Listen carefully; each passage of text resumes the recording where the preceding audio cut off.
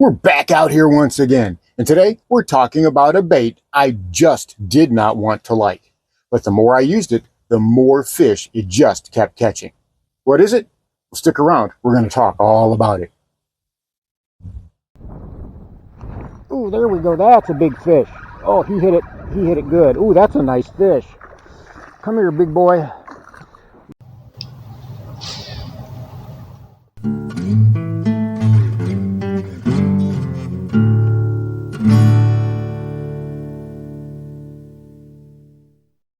And here is this video's featured comment. Congratulations! If you would like to have a chance to have your comment featured in an upcoming video, all you've got to do is leave a comment.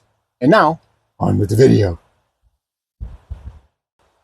Welcome back to Lowbrow Fishing. And here in South Mississippi, lately the weather's been pretty rough. It's been windy, it's been rainy, it's been miserable out on the water a lot of the times. Fortunately, it's still been warm, so I haven't had to deal with cold, windy rain, which would have really been terrible. But as I've said plenty of times in the past, those bass are already wet. They don't care about the rain. And a lot of times, that bad weather can really trigger some great bites. Now, a lot of fisheries, that water is mostly dead because of how much those bass have grouped up.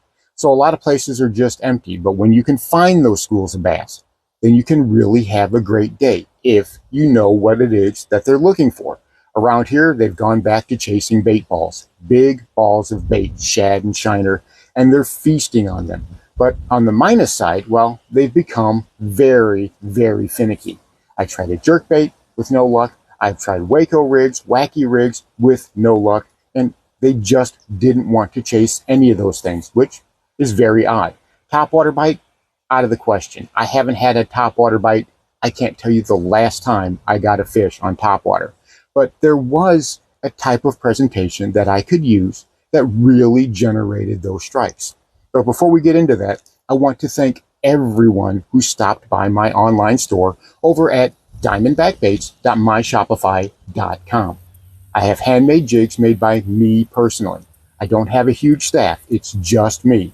I'm making the jigs, I'm putting everything together, and I'm sending it out to you. And I want to thank everyone for their support. We've got some great jigs in some great colors. So if you get a chance, stop by the store. I've got a link in the description as well as in the pinned comment below. Thank you very much. But what bait am I talking about? What is it that's been working so well? It's a bait that I did not like for the longest time, for years. I've had other anglers tell me, Lowbrow, you need to be throwing that. It's a great bait. When nothing else is going to work, throw that bait. What is it? Well, it's this guy right here. It's a spy bait. And for a long time, and I've talked to other anglers who say they just can't figure out a spy bait. You know, it's supposed to be just chuck and wind. Cast it out there, wind it back, catch fish. But it's not that simple. First and foremost, I started out with a bad one, right? I had that lunker hunt spy bait. I never did like it. It just, all it wanted to do was float up, rise, and it was too light. It didn't work right. But this right here, this is a Lucky Craft screw pointer. This is a 7/16 ounce bait, and it works great. I'm able to let it sink down a little bit, and on a slow retrieve. That's the trick with these. You've got to reel them very slowly. Otherwise, with both of those blades on there, they want to rise up. So you've got to remember that. And also, when it's in the water and it does that little side-to-side action, if you crank it too fast, it's going to kill that action. It'll come back to you. It'll flip sideways and come back to you like a stick.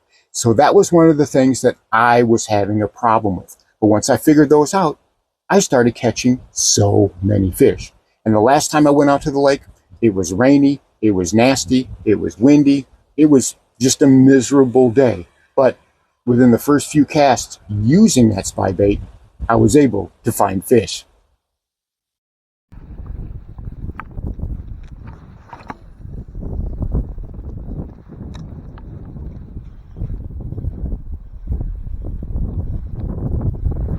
I got him.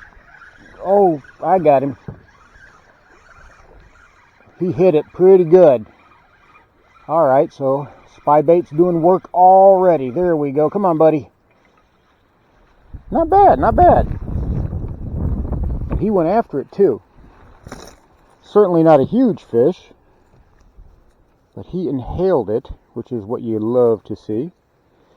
You love to see that. Boy, he double hooked himself. I am more than likely going to have to get the old pliers out. Yeah, I'm going to have to get the pliers out. I got to work fast with you, son. He's going to be alright. That little dude, he started bleeding a little bit. And a 3/4 pounder. Let's go ahead and get him back in the water. Ooh, there he goes. Feisty little guy. Alright. Let's see if there's more where that came from. Okay, not a huge bass, but definitely tummied up. Definitely had a nice belly on it. And it let me know, all right, I'm in the right area. There are fish in this area. Let's see if we can work around through here.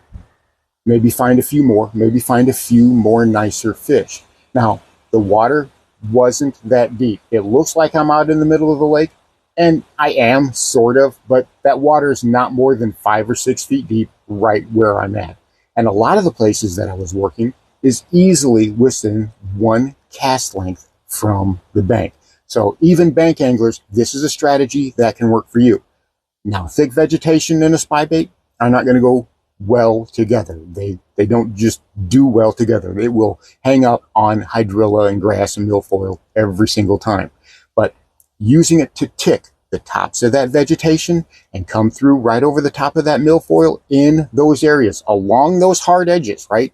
We're looking for current seams. We're looking for weed lines. We're looking for structure. That's where those bass are going to be congregated. And again, it did not take me very long, and I was on another nice fish.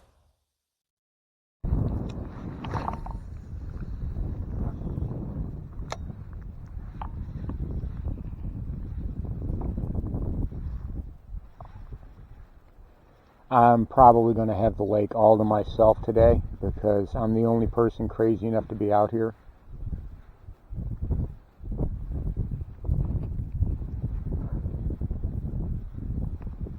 But you know what? Light rain, a little bit of wind. This is not bad. I have definitely fished in much worse, and you guys have seen me fish in much worse. I have fished in a lot worse conditions than this. Drifting down the lake.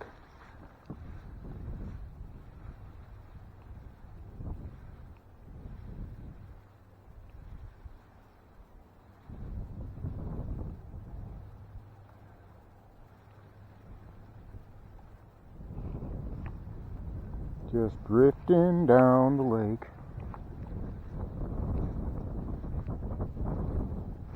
Ooh, there we go. That's a big fish. Oh, he hit it. He hit it good. Ooh, that's a nice fish. Come here, big boy.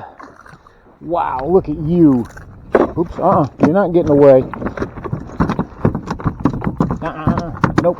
Where are you going? Come back this way. I got you. You and me need to have some words. Look at that. 1.5 pounds, 1 3/4. Certainly a really nice fish. That little spy bait doing work again. You and me are going to take a picture so everybody can believe that old Lowbrow and his nut self was out here in this crazy nonsense.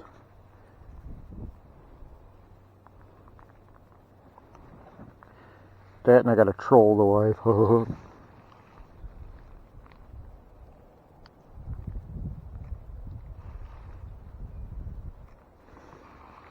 All right. Nice fish. Awesome fish. About 1.5 pounds, pushing 1 3/4. Really nice fat fish. Good and tummied up. Thank you, buddy. Appreciate that. And there he goes. Let's go catch some more. So that one was much better. And if you noticed, they're not playing around. Those bass are choking that spy bait. They are hitting it. These are no doubt strikes. They are inhaling it and engulfing it all the way down.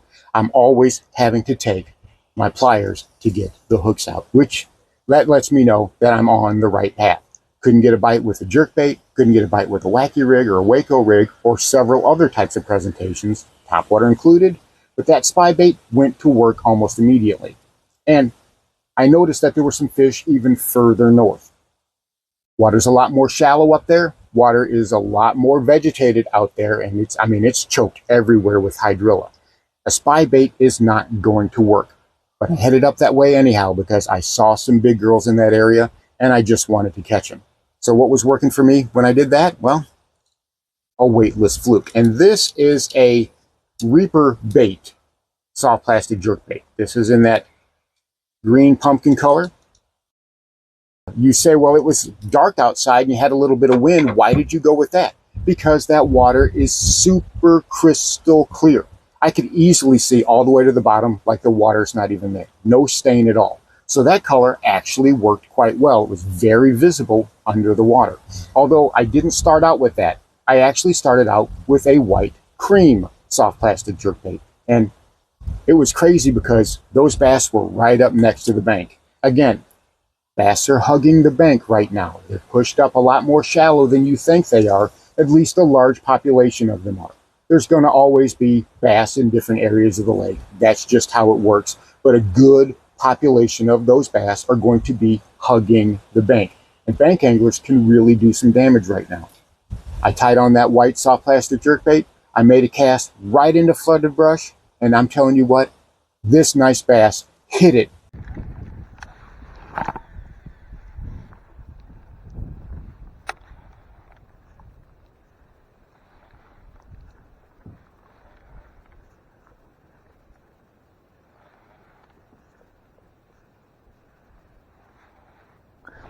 Oh, I got him.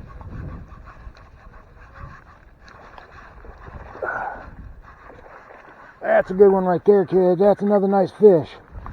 Come here, you. That's another nice fish. All right.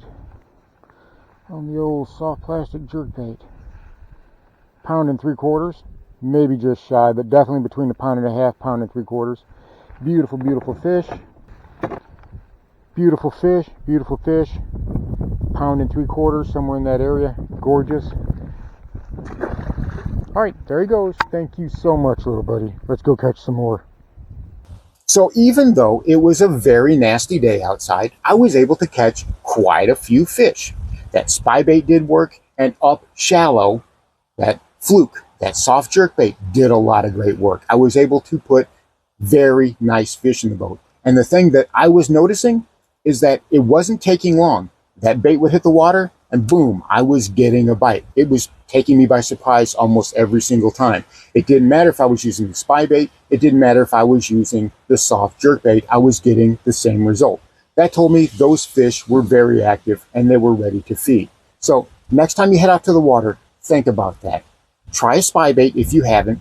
Work with it. I'm telling you, once you get it figured out, it's a great presentation. I wish I would have done this years ago. And if you need something a little bit more subtle, well, a soft plastic jerkbait thrown on a weightless EWG worked so well for me. I was able, with that 1-2 punch, with that 1-2 combination, I was able to put so many fish in the boat. I was just amazed at what a great fishing day I had out there in the pouring rain. So there you have it. What could have been a miserable day out on the water turned into a really great day. When you're getting rained on and the wind is blowing and things seem miserable, well, catching fish cures all ills, doesn't it? It doesn't matter how wet you are or how cold you are, catching fish is the best remedy for it. And that's exactly what I had. Like I said, those fish are near the bank, so try being subtle with them. Try being more finessey with them because those bass can tend to be a little bit finicky. When you find what they want, I'm telling you, it's game on from there. Thanks for watching Lowbrow Fishing. We'll catch you in the next one.